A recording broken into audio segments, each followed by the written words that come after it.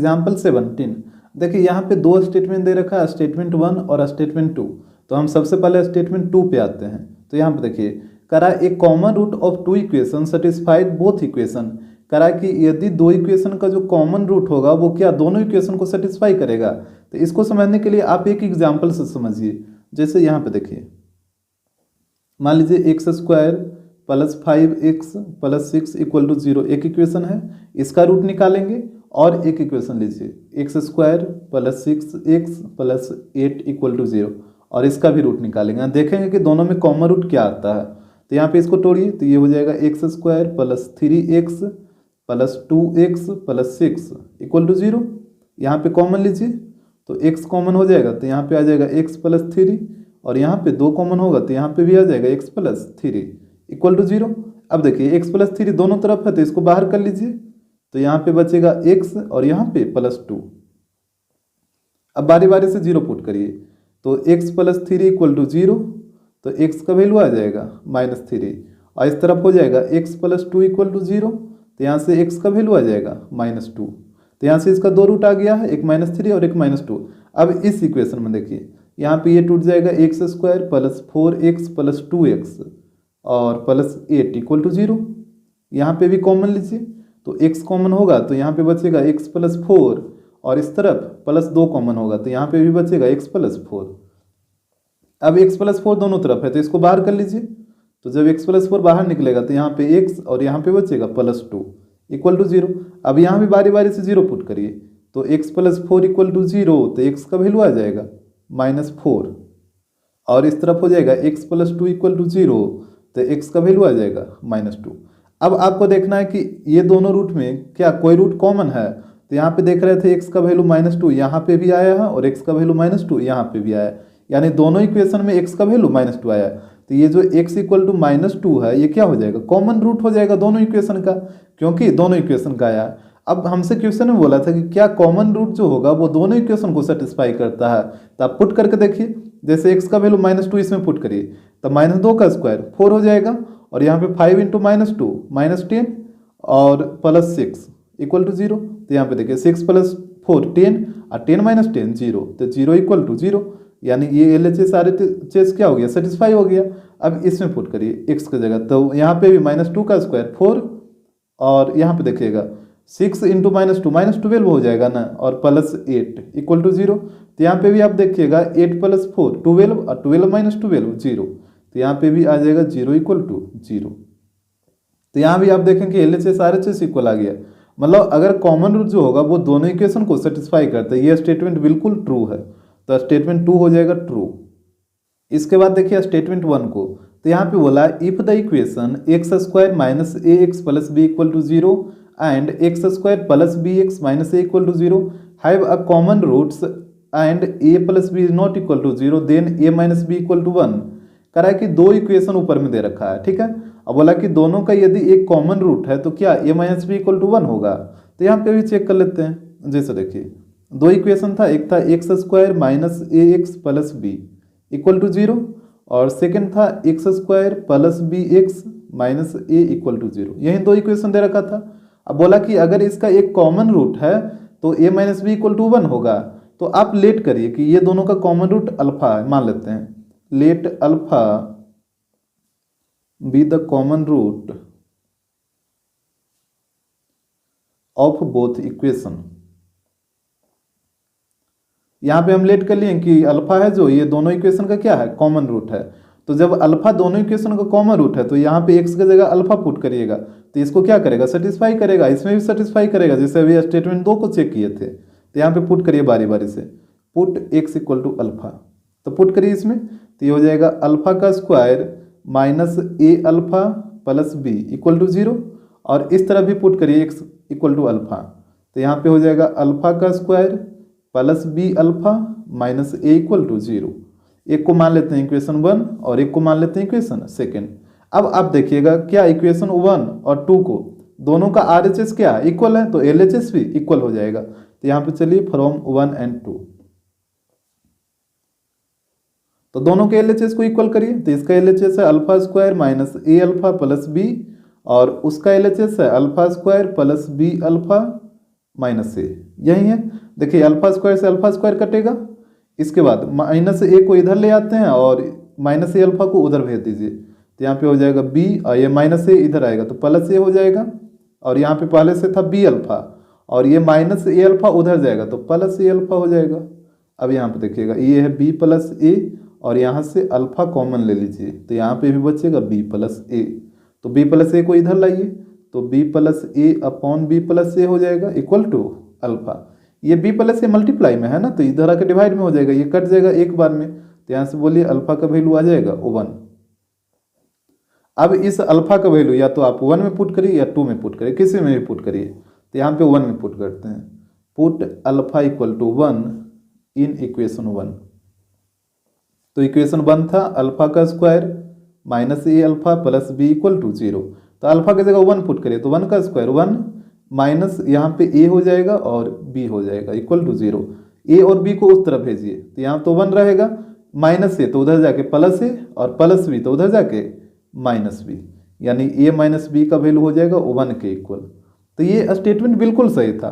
यहाँ पे बोला था कि यदि ये दोनों इक्वेशन का एक कॉमन रूट हो तो क्या ए माइनस बी 1 होगा, तो यहाँ पे हम देखें चेक करके कि अल्फा जो है एक कॉमन रूट हम मान लिए कि दोनों इक्वेशन का एक कॉमन रूट क्या है अल्फा है, तो इस पे हम पुट किए तो यहाँ पे देखिए ए माइनस बी इक्वल टू 1 आया भी, तो ये भी स्टेटमेंट बिल्कुल ट्रू है।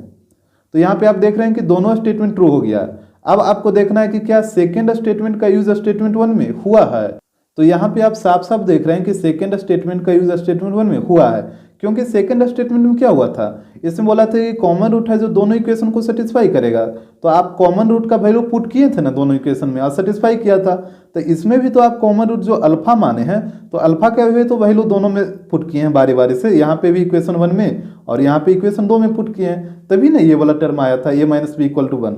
तो सेकेंड का यूज स्टेटमेंट 1 में हुआ है, तो यहाँ पे ये चला जाएगा ऑप्शन ए में, तो यहाँ पे ऑप्शन ए हो जाएगा।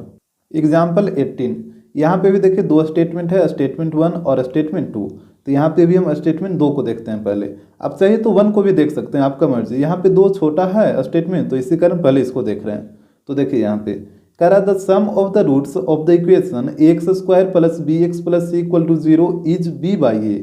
कह रहा है कि इस इक्वेशन का जो रूट का जो सम होता है वो बी बाई ए होता है। अब बताइए इस इक्वेशन का रूट का सम अल्फा प्लस बीटा क्या होता है, बी बाई ए कि माइनस बी बाई ए होता है, माइनस बी बाई ए ना, और यहाँ पे लिख रखा है बी बाई ए होता है, तो ये तो स्टेटमेंट फॉल्स हो जाएगा। और आपको पता है कि जैसे ही स्टेटमेंट फॉल्स होगा तो ऑप्शन सी हो जाता है, यहाँ पे तो स्टेटमेंट 1 को चेक करने का जरूरत ही नहीं है, ऑप्शन सी सही हो जाएगा। और लेकिन फिर भी हम यहाँ पे स्टेटमेंट 1 को चेक करेंगे, ठीक है, और यहाँ पे स्टेटमेंट 1 तो सही होगा ही होगा, लेकिन फिर भी हम इसको एक बार चेक करेंगे। तो देखिए स्टेटमेंट 1 को यहाँ पे बोला है if the roots of the equation 1 upon x plus p plus 1 upon x plus q equal to 1 upon r are equal in magnitude and opposite sign then p r comma q r in A P. करा कि यदि इस equation का जो root है वो कैसा हो, तो equal in magnitude. Equal in magnitude का मतलब क्या होता है कि उसका जो रूट का जो वैल्यू आए वो सेम आए, जैसे 2 है तो दूसरा भी रूट 2 आए, अगर पहला रूट 3 तो दूसरा भी 3 आए, लेकिन साइन अपोजिट आना चाहिए, मतलब 1 2 तो 1 माइनस 2, 1 3 तो 1 माइनस 3, ये हुआ equal in magnitude and opposite sign का मतलब। तो कह रहा है कि p r and q A P में होगा। देखिए यदि आप ए पी नहीं पढ़े होंगे तब आपको समझने में थोड़ा दिक्कत हो सकता है, तो आप पहले ए पी पढ़ लीजिए, उसके बाद इस क्वेश्चन को बनाइए, और अगर आप पढ़ चुके हैं तो फिर कोई दिक्कत ही नहीं होगा। जैसे यहाँ हमसे पूछा कि पी आर कॉमा क्यू ये ए पी में होगा, आप याद रखिएगा कि अगर 3 नंबर जैसे मान लीजिए ए बी और सी ए पी में रहता है तो यहाँ पे होता है b equal to a plus c divided by 2, यानी बीच वाला जो टर्म होगा वो इक्वल होता है फर्स्ट लास्ट के सम के हाफ का। जैसे यहाँ पे एक एग्जांपल समझाते हैं, जैसे 3 नंबर लीजिए 2 3 4, ये क्या है ए पी में है, आप कोई भी 3 नंबर ले सकते हैं जो ए पी में रहेगा, तो यहाँ पे बीच वाला टर्म इक्वल होगा तो 3 इक्वल होगा फर्स्ट और लास्ट के सम के हाफ का, तो 2 + 4 बाई 2। तो देखिए क्या ये दोनों इक्वल नहीं है, इधर 3 और यहाँ पे 2 + 4 6 और 6 बाई 2 3, तो 3 इक्वल 3 हो जाएगा। तो इसी तरीके से ये वेरीफाई हो जाता है, तो बीच वाला जो टर्म होगा वो इक्वल होगा फर्स्ट और लास्ट के सम के हाफ का। तो यहाँ पे भी बोला था कि पी आर और क्यू ए पी में होगा, तो जब ये ए पी में होगा कब, जब आर इक्वल होगा P plus Q divided by 2 का। जब ये कंडीशन आ जाएगा तो बिल्कुल ये AP में होगा, और नहीं आएगा तो नहीं होगा। तो यहाँ पे देखिएगा इक्वेशन जो दे रखा है उसको नोट करिए। यहाँ पे है 1/x plus p plus 1/x plus q equal to 1/r, यही दे रखा था। यहाँ पे एलसीएम ले लीजिए, तो एलसीएम हो जाएगा x plus P into x plus Q. यहाँ पे देखिएगा x प्लस पी से x प्लस पी कटेगा, तो यहाँ पे आ जाएगा x plus Q, plus x plus Q से x प्लस क्यू कटेगा, तो यहाँ पे आ जाएगा x प्लस पी और इक्वल टू 1/r। तो यहाँ पे देखिएगा x प्लस एक्स कितना 2x हो जाएगा, और प्लस p प्लस क्यू। नीचे में दोनों को मल्टीप्लाई करिए, तो पहले x से दोनों में मल्टीप्लाई करिए, तो ये हो जाएगा x स्क्वायर प्लस px। इसके बाद q से दोनों में मल्टीप्लाई करिए, तो यहाँ पे हो जाएगा qx प्लस pq, और इधर तो रहेगा 1/r ही। अब आप क्रॉस मल्टीप्लाई कर दीजिए, तो इसको 1 से मल्टीप्लाई करेगा तो इसमें तो कोई चेंजिंग नहीं होगा, ये तो x square plus px plus qx और प्लस pq ही रहेगा। और यहाँ पे r से मल्टीप्लाई करिए तीनों में, तो यहाँ पे हो जाएगा 2xr minus plus pr plus qr, यही चीज होगा।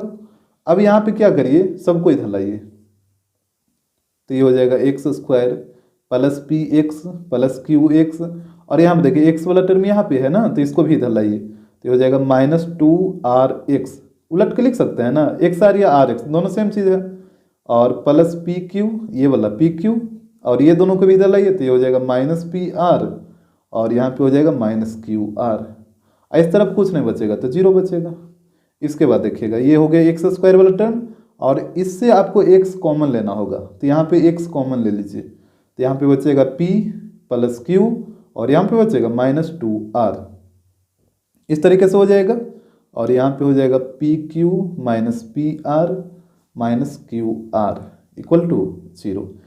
तो ये हो गया आपका मेन इक्वेशन, ये हो गया x स्क्वायर वाला टर्म, ये हो गया x वाला टर्म, और ये हो गया कांस्टेंट टर्म। इसके बाद एक बार फिर से देखिए इक्वेशन में बोला था कि इसका जो रूट होगा वो कैसा होना चाहिए, तो equal in magnitude and opposition. Root का जो मैग्नीट्यूड होगा मतलब वैल्यू होगा वो इक्वल होना चाहिए, लेकिन साइन अपोजिट, जैसे पहला 2 है तो दूसरा -2, पहला 3 तो दूसरा -3, इस तरीके का रूट होना चाहिए।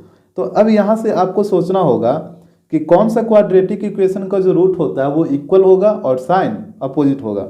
जैसे यहाँ पे हम आपको समझाते हैं 2 तरीके का क्वाड्रेटिक इक्वेशन, जैसे एक a square minus b square पे जो टूटेगा, और एक a प्लस बी का होल स्क्वायर या a माइनस बी के होल स्क्वायर पे, इस पे जो टूटेगा, दोनों का ये रूट इक्वल इन मैग्नीट्यूड होगा। जैसे देखिए x स्क्वायर -4 ले लीजिए, तो जैसे x स्क्वायर -4 आप लीजिएगा, तो इसका जब आप रूट निकालेगा x स्क्वायर -4 इक्वल टू 0, तो इसका जब आप रूट निकालेगा तो क्या आएगा, इसको तोड़िए, a प्लस बी और a माइनस बी इसी पे टूटेगा ना, इक्वल टू 0। तो यहाँ पे से आप यदि वैल्यू निकालेगा तो x प्लस 2 इक्वल टू 0, तो x का वैल्यू -2 हो जाएगा, और x माइनस 2 इक्वल टू 0, तो x का वैल्यू +2 हो जाएगा। तो देखिए एक वैल्यू, दोनों का मैग्नीट्यूड इक्वल है ना, मतलब दोनों का वैल्यू सेम है, और साइन भी अपोजिट है, एक का प्लस है तो एक का माइनस है। तो इस तरीके का आप कोई भी इक्वेशन लीजिएगा ना, तो इसी तरीके का वैल्यू आएगा सेम और साइन अपोजिट। जैसे हम ले लेते हैं x स्क्वायर -25, तो यहाँ पे ये टूटेगा x प्लस 5 और into x minus 5 equal to 0। तो यहाँ पे हो जाएगा x प्लस 5 इक्वल टू 0, तो x का वैल्यू हो जाएगा -5 और x माइनस 5 इक्वल टू 0, तो यहाँ से हो जाएगा x का वैल्यू +5। तो यहाँ पे भी देखिए एक +5 और एक -5, और हमसे क्वेश्चन में बोला था कि दोनों का जो मैग्नीट्यूड होगा वो इक्वल होना चाहिए और साइन अपोजिट होना चाहिए रूट का। तो देखिए साइन अपोजिट है ना, और मैग्नीट्यूड क्या इक्वल है, मैग्नीट्यूड का मतलब वैल्यू, तो यहाँ भी 5 यहाँ भी 5, और दोनों का साइन अपोजिट है। अच्छा ये तो हो गया एक कंडीशन। और देखिए सेकेंड, जैसे अगर आप ले लेते हैं x प्लस 5 का होल स्क्वायर या x माइनस 5 का होल स्क्वायर, कुछ भी ले लीजिए, अगर आप इसका रूट निकालिएगा तो यहाँ पे क्या होगा, x प्लस 5 और इंटू एक्स प्लस 5 यही होगा ना, इक्वल टू 0। अब बारी बारी से 0 पुट करिए, तो x प्लस 5 इक्वल टू 0, तो x का वैल्यू -5 हो जाएगा, और इधर भी x प्लस 5 इक्वल टू 0, तो x का वैल्यू -5। तो यहाँ तो आप देख रहे हैं कि ये दोनों रूट का जो मैग्नीट्यूड है वो इक्वल है, मतलब दोनों रूट का जो वैल्यू है वो इक्वल है, लेकिन साइन अपोजिट है, दोनों का साइन देखिए सेम है, यहाँ भी माइनस यहाँ भी माइनस। जबकि क्वेश्चन में बोला था कि रूट का मैग्नीट्यूड इक्वल होना चाहिए लेकिन साइन भी अपोजिट होना चाहिए, एक का प्लस तो एक का माइनस, तो आप इस तरीके का इक्वेशन नहीं ले सकते हैं, क्योंकि इस तरीके के इक्वेशन में आप जब भी रूट निकालेगा तो साइन सेम ही आएगा, ऑलवेज साइन सेम आएगा। और जबकि यहाँ पे बोला था साइन अपोजिट, तो आप इस तरीके का इक्वेशन लीजिएगा जो ए स्क्वायर माइनस बी स्क्वायर पे डिराइव होगा। तो यहाँ पे देखिए इस टर्म में, इसमें आपको क्या करना है ना, हमको पी क्यू और आर के बीच रिलेशन लाना था ना। तो यहाँ पे देखिए पी क्यू आर एक्स का जो कोफिशियंट है इसमें है, हालांकि इसमें भी है, लेकिन इसी को हम कंपेयर करेंगे एक्स वाले टर्म को। तो यहाँ पे देखिए कोई भी इक्वेशन आप ले लीजिए, ये वाला या फिर जो मन है जो ले लीजिए। तो इसमें बताइए एक्स वाला टर्म का वैल्यू कितना है, जैसे इसको आप लिखिएगा तो x square plus 0x minus 4 equal to 0, ऐसे ही लिखिएगा ना इसको, क्योंकि इसमें एक्स वाला टर्म मिसिंग है, तो जो मिसिंग है उसको 0 इंटू एक्स करके ही आप लिखिएगा। तो यहाँ पे देखिए ये दोनों को आपको कंपेयर करना होगा। ऐसे भी आपको समझना होगा, जैसे बोला था कि इस इक्वेशन का जो रूट है वो इक्वल इन मैग्नीट्यूड और अपोजिट साइन है, तो अगर उस तरीके का रूट आएगा तो जो एक्स वाला जो कोफिशिएंट है वो कितना होगा, 0 होगा। काहे कि आप देखें ना, हम दो इक्वेशन लेके इसमें चेक किए तो दोनों में रूट का मैग्नीट्यूड इक्वल आया और साइन अपोजिट आया। तो इस तरीके का इक्वेशन में जो एक्स वाला टर्म होता है वो मिसिंग होता है, यानी एक्स का जो कोफिशिएंट होगा वो कितना होगा, 0 होगा ना, इसका वैल्यू 0 के इक्वल होगा। तो यहाँ पे भी इस इक्वेशन में जो एक्स वाला जो कोफिशिएंट है इसका वैल्यू किसके इक्वल हो जाएगा, 0 के इक्वल हो जाएगा। जो कंडीशन दिया है उसके अनुसार इसका वैल्यू क्या हो जाएगा, 0 के इक्वल हो जाएगा। और नहीं तो आप ये दोनों को कंपेयर कर लीजिए एक्स वाला को। तो यहाँ पे आप बोल सकते हैं सो if roots are equal in magnitude and having opposite sign then coefficient of x is 0। अगर रूट का मैग्नीट्यूड इक्वल हो और उसका साइन अपोजिट हो तो कोफिशिएंट ऑफ एक्स कितना होता है, 0 होता है, जो कि आप यहाँ पे देखें भी। तो यहाँ पे इसको 0 के इक्वल करिए तो ये हो जाएगा p plus q minus 2r equal to 0 हो जाएगा। इतना तो बात आपको समझ में आ गया होगा।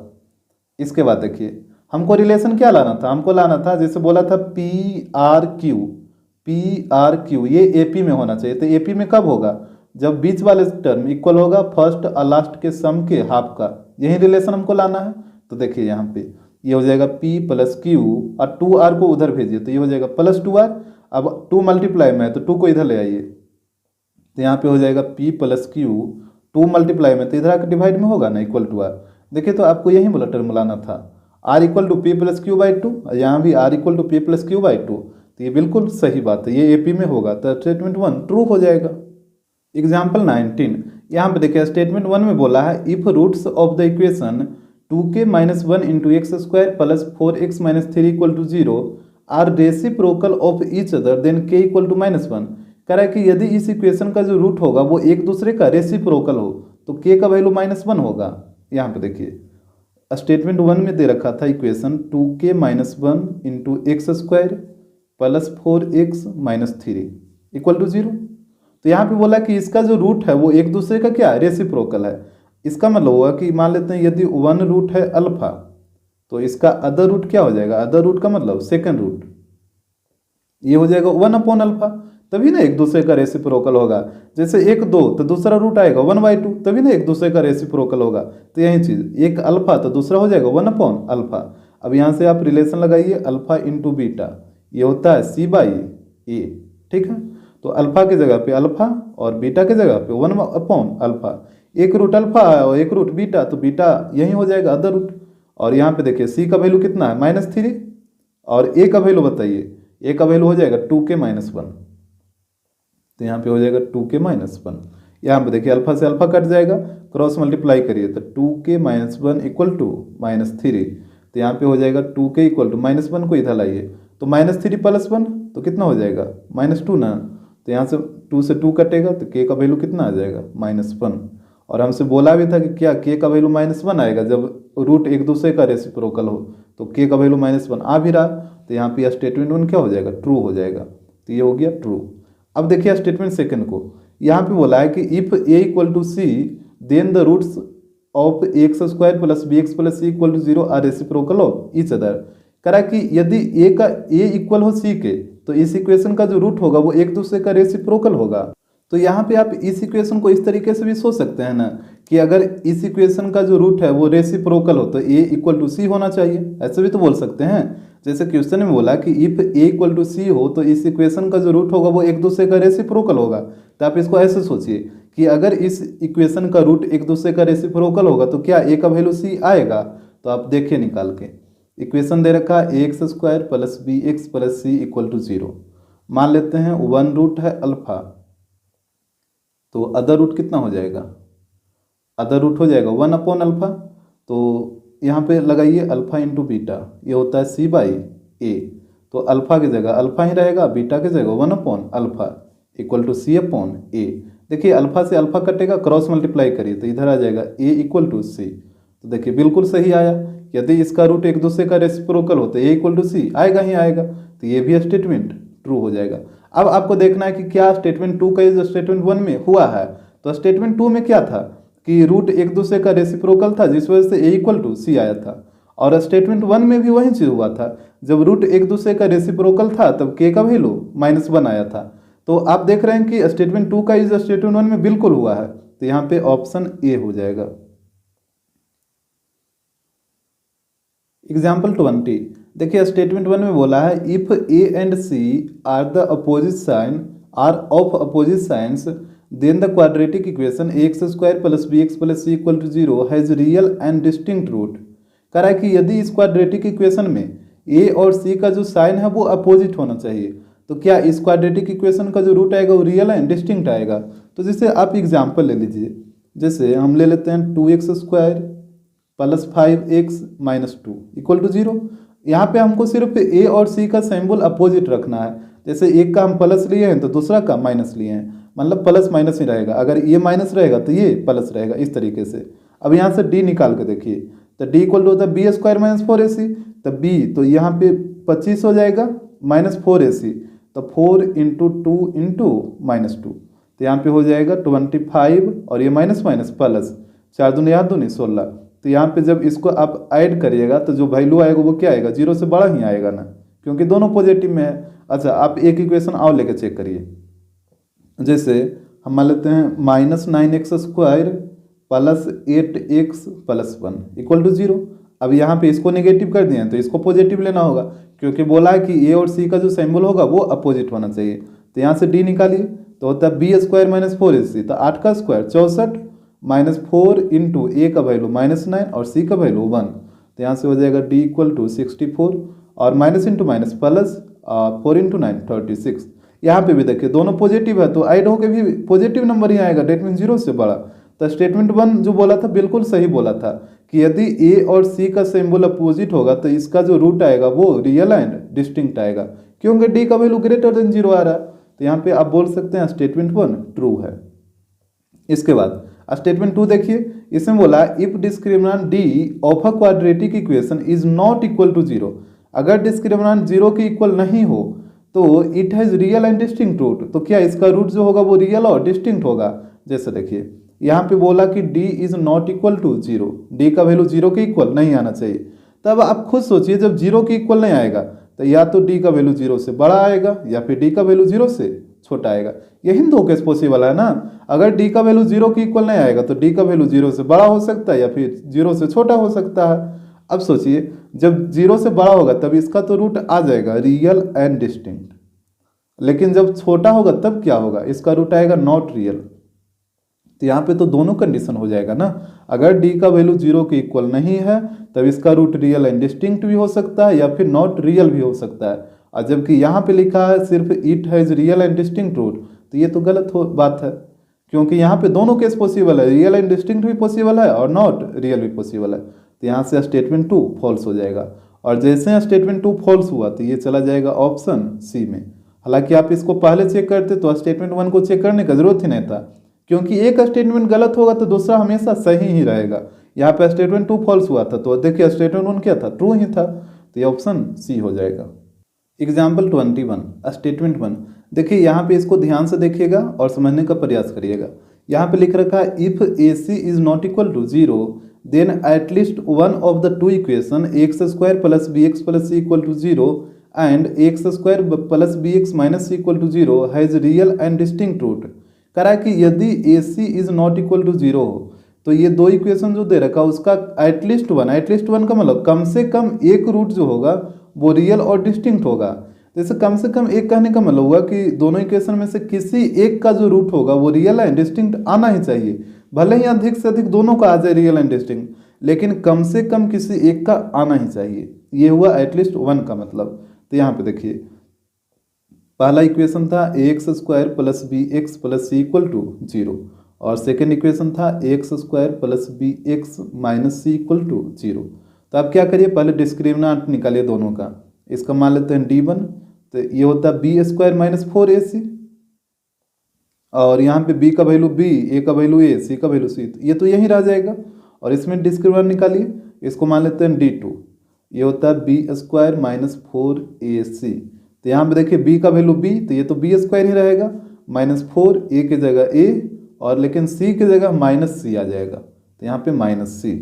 तो यहाँ पे हो जाएगा बी स्क्वायर, और ये माइनस माइनस प्लस 4ac।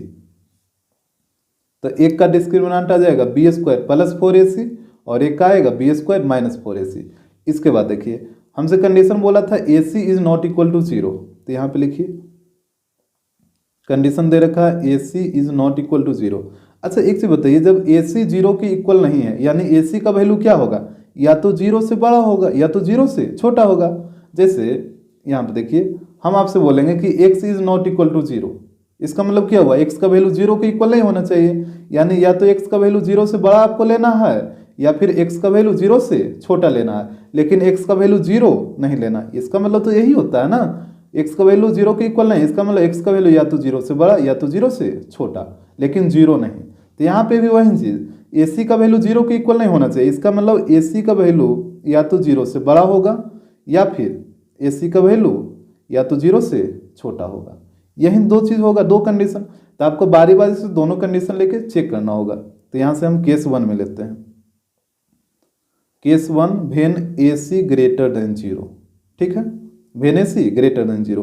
तो यहाँ पे ध्यान दीजिएगा, d1 आया था बी स्क्वायर माइनस 4ac, और d2 आया था बी स्क्वायर प्लस 4ac। इसके बाद एक चीज़ और आप समझ लीजिए, आपको पहले ऑलरेडी ही बता दिए कि जो स्क्वायर फंक्शन होता है इसका value greater than equal to 0 होता है। मतलब स्क्वायर फंक्शन का जो वैल्यू आएगा हमेशा या तो 0 के इक्वल आएगा या 0 से बड़ा आएगा। जैसे आप x की जगह कुछ भी पुट करिए, जैसे 0 पुट करिए तो 0 का स्क्वायर 0, जो कि 0 के इक्वल आ गया। अगर आप 1 पुट करिएगा तो 1 का स्क्वायर 1, जो कि 0 से बड़ा। अगर आप -1 पुट करिएगा तो -1 का स्क्वायर भी 1, जो कि 0 से बड़ा। तो यहाँ से आप याद रखिएगा कि जो स्क्वायर फंक्शन होता है उसका वैल्यू हमेशा या तो 0 के इक्वल होगा या उससे बड़ा होगा। अब यहाँ पे देखिए, पहले d1 है बी स्क्वायर माइनस 4ac, या d2 है बी स्क्वायर प्लस 4ac। पहले इसी को चेक कर लेते हैं कि d2 जो होगा वो 0 से बड़ा होगा कि छोटा होगा। जैसे देखिए ये जो बी स्क्वायर है, तो बी स्क्वायर का वैल्यू या तो 0 के इक्वल होगा या 0 से बड़ा होगा, क्योंकि ये स्क्वायर फंक्शन है ना। और आपको पता है स्क्वायर फंक्शन का वैल्यू या तो 0 के इक्वल होता है या 0 से बड़ा होता है। तब बी स्क्वायर का जो वैल्यू होगा या तो 0, 1, 2, 3, 4 कुछ भी हो सकता है, मतलब पॉजिटिव नंबर ही होगा, या तो 0 फिर 1, 2, 3, 4 कुछ भी हो सकता है।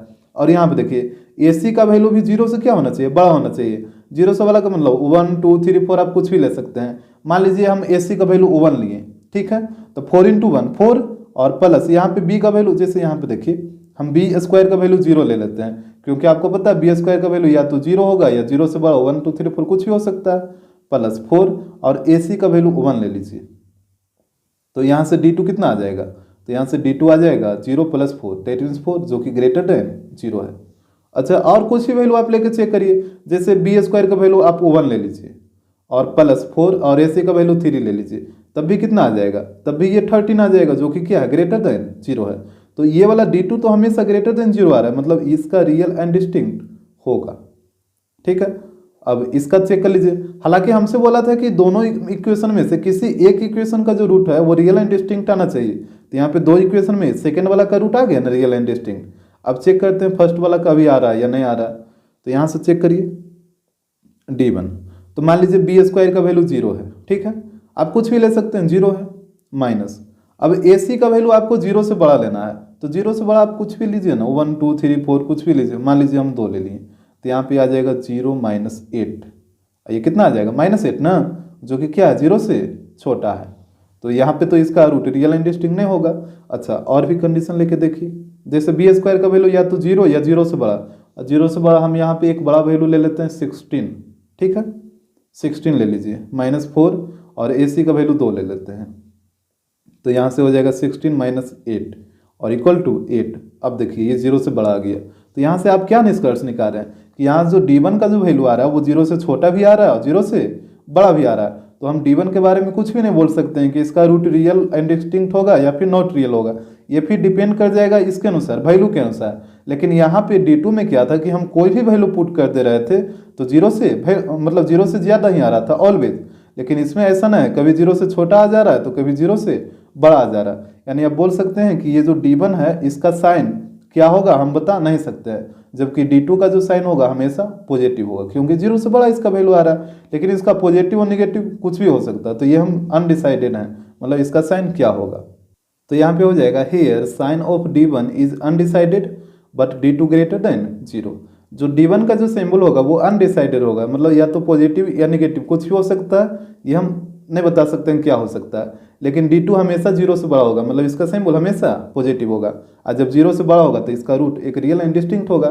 तो किसी एक का आ गया ना रियल एंड डिस्टिंक्ट, हमसे बोला था एटलीस्ट 1, और एटलीस्ट 1 का मतलब ही होता है किसी एक का, मतलब कम से कम एक का, भले ही अधिक से अधिक दोनों का आ जाता लेकिन कम से कम एक का आना चाहिए। तो यहाँ पे एक इक्वेशन का तो आया ना, एक का भले नहीं आया, एक का तो आया। अब यहाँ पे सेकंड केस भी आपको लेके देखना होगा, जब AC का वैल्यू 0 से छोटा हो। तो यहाँ पे लीजिए case second, when AC less than 0। तो यहाँ पे भी 2 इक्वेशन था, यहाँ D1 को नोट करिए, ये था B² - 4AC, और D2 जो था वो था B² + 4AC।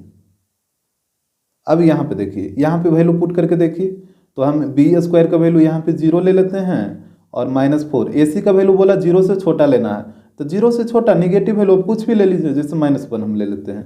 तो यहाँ पे हो जाएगा 0 और माइनस इंटू माइनस +4, तो 0 + 4 जो कि ग्रेटर देन 0 हो जाएगा ना, और जैसे ही ग्रेटर देन 0 होगा तो इसका रूट रियल एंड डिस्टिंक्ट हो जाएगा। लेकिन एक आक वैल्यू और लेके देखिए, हम B² का वैल्यू ले लेते हैं, कुछ भी लीजिए, पॉजिटिव आपको लेना है, या तो 0 या 0 से बड़ा, तो हम ले लेते हैं 14 - 4, और AC का वैल्यू 0 से छोटा ही आपको लेना है, तो यहाँ पे हम ले लेते हैं -2, ठीक है। तो ये हो जाएगा 14 और माइनस माइनस +8, तो ये भी क्या होगा ग्रेटर देन 0। यानी आप कोई भी वैल्यू लीजिएगा ना, तो ये जो D1 आएगा वो हमेशा 0 से बड़ा ही आएगा, और जब 0 से बड़ा आएगा तो इसका रूट कैसा आएगा, रियल एंड डिस्टिंक्ट। ये तो बात आ रहा है आपको समझ में। आप कुछ भी वैल्यू पुट करिए, B² का वैल्यू जो कंडीशन होता है square function greater than equal to 0, इसके अनुसार रखना है, या तो 0 रखिए, 0 से बड़ा कोई भी नंबर रखिए B² की जगह, और AC का वैल्यू आपको 0 से छोटा लेना है, या तो -1 -2 -3 कुछ भी लीजिए, तो हमेशा जो D1 आएगा वो 0 से बड़ा ही आएगा। तो ये हो गया रियल एंड डिस्टिंक्ट।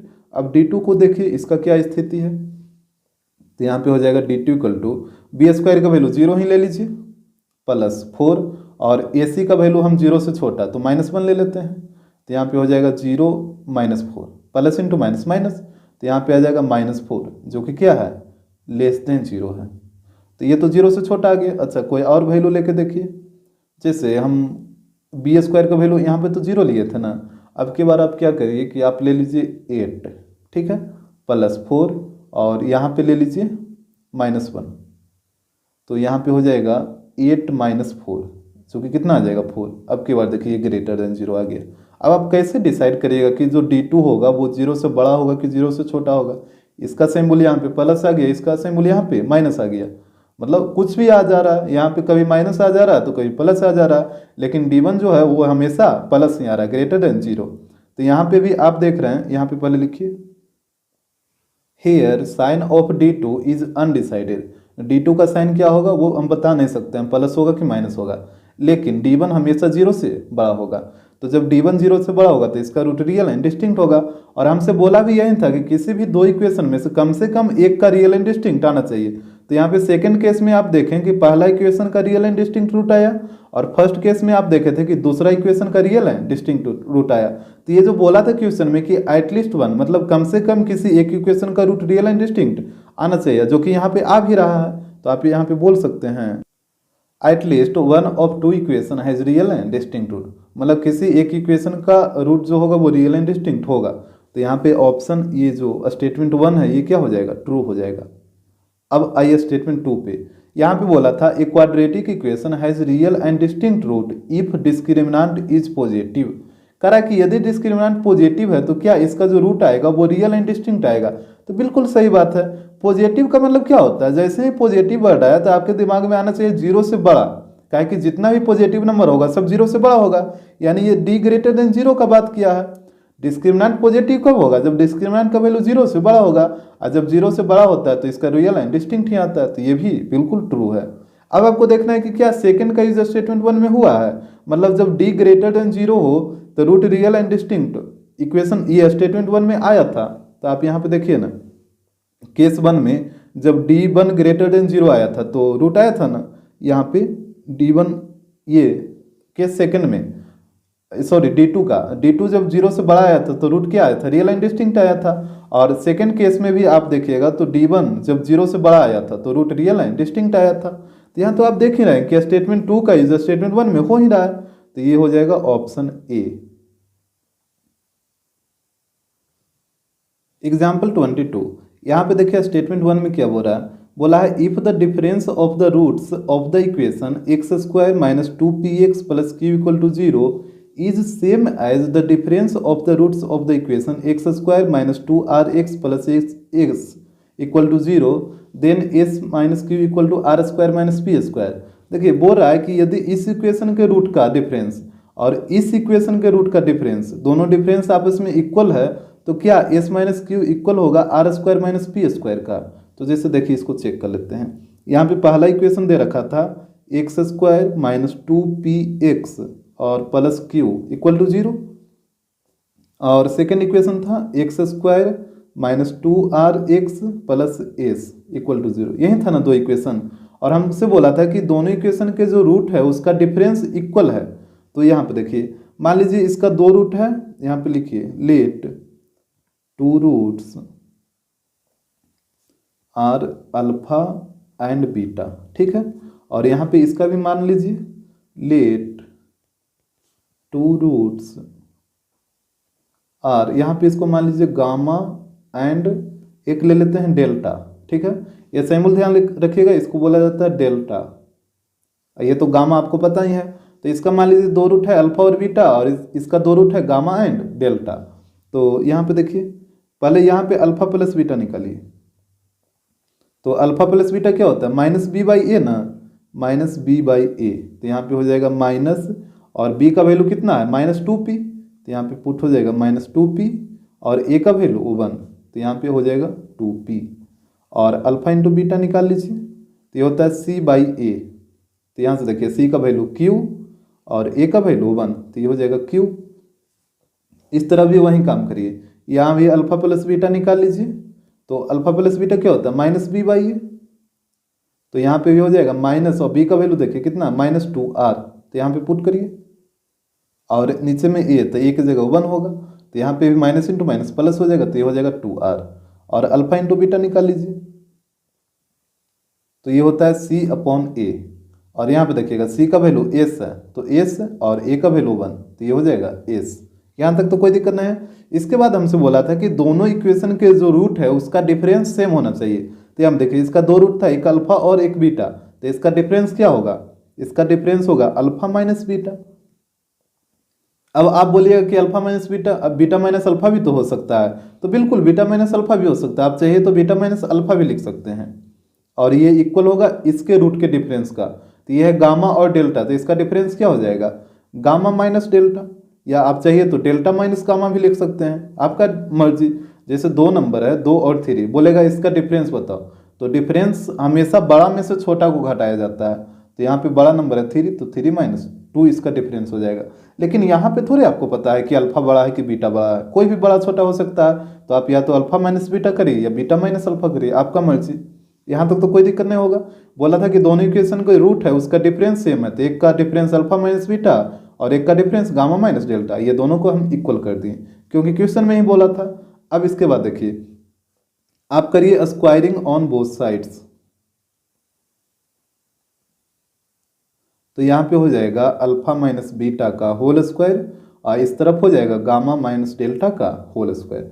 तोड़िए इसको a माइनस बी के होल स्क्वायर पे, आने तो यहाँ पे a माइनस बी के होल स्क्वायर पे मत तोड़िए, यहाँ पे ये फॉर्मूला यूज़ करिए। a माइनस बी के होल स्क्वायर इक्वल टू होता है a प्लस बी का होल स्क्वायर -4ab। और यदि आप इसको a माइनस बी के होल स्क्वायर पे तोड़ दीजिएगा तो फिर आगे जाके उसको फिर तोड़ना पड़ेगा और फिर इसी फार्मूला पे आ जाएगा। तो आप डायरेक्ट यही वाला फार्मूला याद रखिए, ठीक है। इस फार्मूला पे हम क्यों तोड़ रहे हैं, क्योंकि देखिए आपको अल्फा प्लस बीटा का वैल्यू पता है ना। आज इसको आप यदि इसको a square plus b square -2a भी लिखिएगा तो ये वैल्यू कहाँ पे पुट होगा, तो फिर आपको आगे जाके तोड़ना होगा। इसी कारण इसको हम डायरेक्ट ये वाला फार्मूला पे तोड़ेंगे। तो आप इसको याद रखिएगा, ए माइनस बी का होल स्क्वायर इक्वल होता है ए प्लस बी के होल स्क्वायर -4ab का। और एक और होता है ए प्लस बी का होल स्क्वायर रहेगा तो ये हो जाएगा ए माइनस बी का होल स्क्वायर +4ab।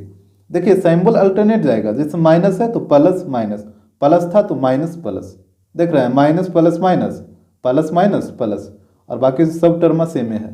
तो आपको ये वाला याद रखना है, यहाँ पे हम इसी का यूज़ करेंगे। तो यहाँ पे अल्फा माइनस बीटा का होल स्क्वायर है तो इसको क्या लिखिएगा, अल्फा प्लस बीटा का होल स्क्वायर -4 अल्फा बीटा।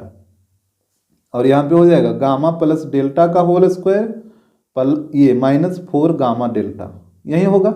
अब वैल्यू पुट करिए, अल्फा प्लस बीटा यहाँ पे देखिएगा कितना है 2p है ना, तो 2p का स्क्वायर हो जाएगा तो 4p स्क्वायर हो जाएगा -4, और अल्फा इंटू बीटा का वैल्यू q है तो यहाँ पे आ जाएगा q इक्वल टू, और डेल्टा ये delta sorry gamma plus delta इसका वैल्यू कितना था, तो यहाँ पे देखिए, यहाँ पे ध्यान दीजिए ये अल्फा प्लस बीटा लिखा गया है, ये गामा प्लस डेल्टा होगा ना, यहाँ पे इसका 2 रूट गामा और डेल्टा है ना, और यहाँ पे भी गामा इंटू डेल्टा होगा।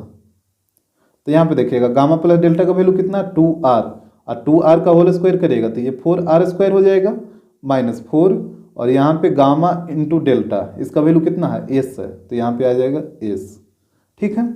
इसके बाद देखिए 4 कॉमन ले लीजिए तो ये हो जाएगा p स्क्वायर -q, और यहाँ पे देखिए 4 कॉमन ले लीजिए तो ये हो जाएगा r स्क्वायर -s, ये 4 से 4 कट हो जाएगा। इसके बाद आप क्या करिए कि -s को इधर लाइए और p स्क्वायर को उधर भेज दीजिए, तो -s इधर आएगा तो +s हो जाएगा, और पहले से क्या था q था, और उस तरफ p स्क्वायर उधर जाएगा तो -p स्क्वायर हो जाएगा, पहले से था r स्क्वायर, ये हो जाएगा p स्क्वायर इधर जाके -p स्क्वायर, तो यहाँ पे हो जाएगा s - q equal to r square -p square. अब यहाँ पे आप देखिए s - q equal to r square -p square, यही चीज़ आप लाए हैं ना, तो ये बिल्कुल ट्रू है, तो ये स्टेटमेंट ट्रू हो जाएगा। इसके बाद देखिए स्टेटमेंट सेकेंड, यहाँ पे बोला है the root of the quadratic equation ax² + bx + c = 0 are given by x equal to -b + -d/2a where d is the discriminant. कह रहा है कि अगर कोई क्वाड्रेटिक इक्वेशन है x² + bx + c = 0 तो इसका जो रूट होता है वो क्या होता है -b + -d/2a। तो ये तो बिल्कुल सही बात है, यही ना इसका रूट होता है, रूट का जो फॉर्मूला होता है क्वाड्रेटिक इक्वेशन का यही होता है, और जहाँ डी क्या है डिस्क्रिमिनेंट है, तो बिल्कुल सही बात है। तो दोनों स्टेटमेंट ट्रू हो गया। अब आपको देखना है कि क्या स्टेटमेंट 2 का यूज स्टेटमेंट 1 में हुआ है कहीं पे भी। तो अब देखिए तो स्टेटमेंट 2 में ये रूट निकालने का फॉर्मूला दे रखा था। अब देखिए तो इस फॉर्मूला का यूज़ कहाँ पे हुआ है, इसमें कहीं पे तो नहीं हुआ है। कहाँ पे किए हैं रूट निकालने के फॉर्मूला का यूज़, कहीं पे नहीं किए हैं इसमें, तो यहाँ पे इसका यूज़ स्टेटमेंट 1 में नहीं हुआ है। और जब ये नहीं हुआ है तो ये चला जाएगा ऑप्शन बी में, तो यहाँ पे हो जाएगा ऑप्शन बी।